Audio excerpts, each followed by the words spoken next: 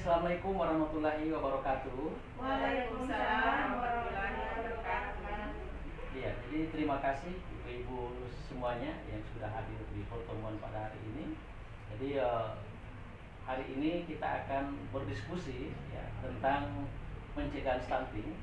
Tapi mungkin sebelum kita memulai, jadi kita pertama-tama maka kita panjatkan puji syukur atas kehendak Allah Subhanahu wa taala, karena berkat puasa dan inilah kita bisa bertatap muka, bersilaturahmi di sini untuk bisa saling menguatkan antara sesama kita, baik saya selaku fasilitator ataupun pendamping, dan juga dengan seluruh ibu-ibu, khususnya ibu-ibu KPM ya.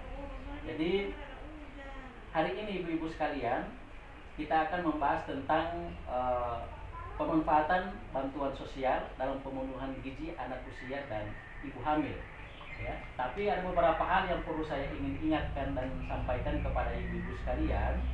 Yang pertama, bahwa kemarin mungkin kita sudah pernah belajar tentang modul yang sebelumnya ya. Jadi sekarang ini mungkin sudah modul yang berikutnya, modul ke-6. Jadi saya ingin menanyakan dulu sama ibu-ibu, kira-kira waktu kemarin kan sudah pernah saya ajak ibu-ibu untuk membuat tabel janji diri. Jadi tabel janji diri itu mungkin ingat-ingat lagi, itu adalah komitmen ya yang akan ibu-ibu lakukan setelah mendapatkan materi, apa yang akan ibu-ibu lakukan nanti di keluarga atau di kehidupan yang sebenarnya. Nah, kira-kira itu sudah pernah ibu lakukan, atau mungkin ada masalah, atau mungkin kemarin ada yang tidak paham tentang itu, atau sudah dilakukan, atau bagaimana? Jadi sudah ya, sudah. Yang berikutnya ibu-ibu sekalian, saya ingin bertanya kepada ibu-ibu, kira-kira apa hambatan yang ibu-ibu hadapi pada saat menerapkan tabel janji diri yang kemarin sudah ibu-ibu sampaikan. Ada lagi mungkin yang lain punya kendala tentang, atau sudah bisa diterapkan ya tentang penerapan tabel janji diri yang sudah disampaikan pada materi sebelumnya ya. Nah, kemudian yang berikut perlu saya sampaikan kepada ibu-ibu semua bahwa jadi pertemuan hari ini seperti yang saya sudah sampaikan, kita akan membahas tentang pemanfaatan bantuan sosial dan pemenuhan gizi anak usia dini dan ibu hamil ya. Tapi sebelum kita akan masuk tentang pembahasan itu, saya ingin supaya lebih semangat lagi ya. Jadi saya ingin ibu-ibu mungkin untuk kita akan refresh sejenak ya, supaya ibu-ibu jangan sampai ada yang agak sedikit mengantuk, atau mungkin sudah mulai bosan, atau mungkin ingat-ingat mungkin suami di rumah tidak tahu bagaimana. Jadi ya, atau mungkin sudah lapar ya, walaupun ibu-ibu kan tidak puasa, saya puasa ya. Kebetulan hari ini, karena kebetulan ini bulan Ramadan ya. Ibu-ibu kan lagi menyusui, ada yang mungkin tidak puasa ya. Refresh sejenak untuk mungkin bermain ya. Jadi kira-kira bisa ibu-ibu ya? Oke, jadi kita mulai ya. Stunting, no, no, no. Sehat? Yes, yes, yes. Oke, jadi sekarang saya ingin tanya kepada ibu-ibu semua ya. Yang pertama, apakah ibu-ibu paham tentang bantuan sosial? Karena materi kita pada hari ini yaitu tentang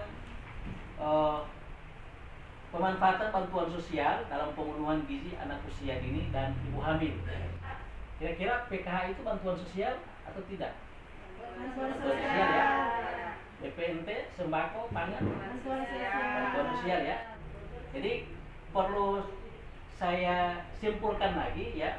Jadi bantuan sosial itu adalah bantuan berupa uang, barang dari pemerintah kepada individu, keluarga ataupun kelompok atau masyarakat yang bertujuan untuk pemenuhan kebutuhan sehari-hari untuk keluarga penerima manfaat ya. Jadi ditujukan kepada individu, keluarga ataupun kelompok atau masyarakat yang setidaknya bisa memenuhi kebutuhan hari-hari. Jadi saya membagi kelompok ya. Jadi saya akan bagi kelompok, lalu ibu-ibu akan bagi jadi 2 kelompok. Jadi kita akan berdiskusi tentang jenis bantuan yang diterima serta penggunaannya Jadi kira-kira ibu-ibu sudah pernah terima bantuan apa, kemudian penggunaan bantuannya, misalnya bagaimana tentang penggunaannya, ya. Kira-kira seperti itu. Kira-kira bisa ibu-ibu ya? Saya akan membagikan kelompok ya. Ya, jadi kita bagi kelompok ya, mungkin dari ibu sini ya. Ibu Patra ke sini itu satu kelompok ya. Kemudian Ibu Winnie dan Ibu Yuni mungkin di satu kelompok ya. Jadi kita akan membahas tentang jenis bantuan serta penggunaannya ya. Nah, sekarang saya tanya dulu ya. Nanti ini akan ditulis di dalam tabel. Setelah itu ibu-ibu nanti presentasikan ya, sampaikan kira-kira bantuan yang pernah diterima itu apa, kemudian manfaatnya apa. Misalnya ibu dapat PKH, kemudian ini ibu dapat bantuan apa, manfaatnya apa ketika dapat bantuan itu. Misalnya dapat bantuan ini jadi kaya, atau setelah dapat bantuan ini ternyata hanya jadi miskin terus, atau mungkin anaknya lebih tambah kurus, atau mungkin anaknya sudah tidak sekolah dan lain sebagainya. Boleh ya? Oke, silakan. Jadi saya persilakan untuk mempresentasikan kira-kira jawaban dari masing-masing kelompok ya. Jadi silakan, mungkin dari kelompok sini dulu ya. Siapa yang mungkin bisa mewakili? Jadi jenis bantuan yang pernah didapat apa, yang didapat sekarang apa, kemudian manfaatnya apa untuk yang kelompok ini yang pernah dirasakan. Silakan. Kalau jenis bantuan yang pernah kami terima itu Pak, bantuan PKH, dia kan saya punya anak sekolah, jadi digunakan bantuan PKH-nya digunakan untuk keperluan seragam, atau beli sepatu, tas untuk keperluan anak sekolah. Lalu untuk bantuan sosial, bantuan pangan, dia biasanya saya beli untuk kebutuhan beras, ada juga sayur, itu biasa diambil di Bril Pak, sayur, kemudian telur, nanti itu digunakan untuk dimasak, bersama keluarga. Dimakan Iya. bersama keluarga ya. Ini hanya untuk dimakan saja ya. Iya Pak, tidak dijual, dimakan karena mau makan juga tidak cukup Pak. Nah, kalau yang di sini silakan, kira-kira bantuan apa yang didapat, baru manfaatnya apa?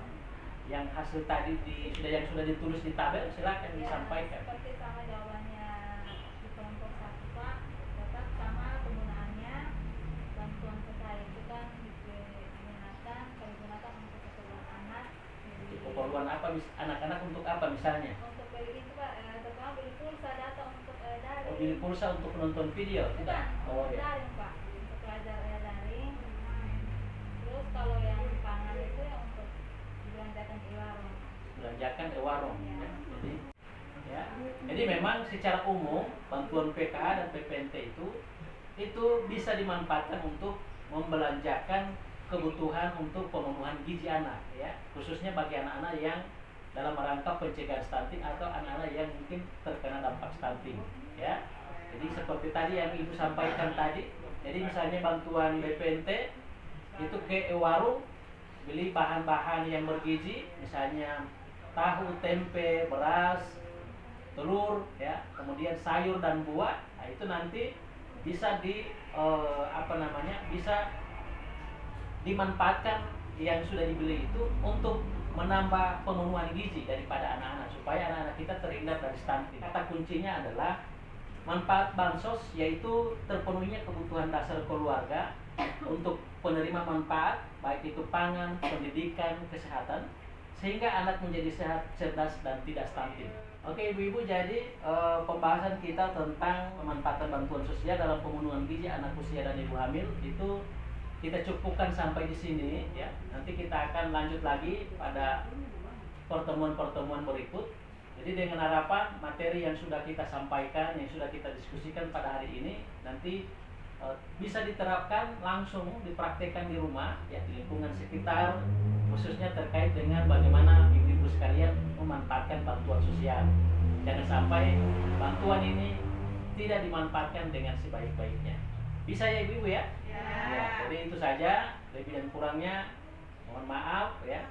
Insya Allah bisa bertemu lagi di lain waktu. Terima kasih. Assalamualaikum warahmatullahi wabarakatuh. Waalaikumsalam warahmatullahi wabarakatuh.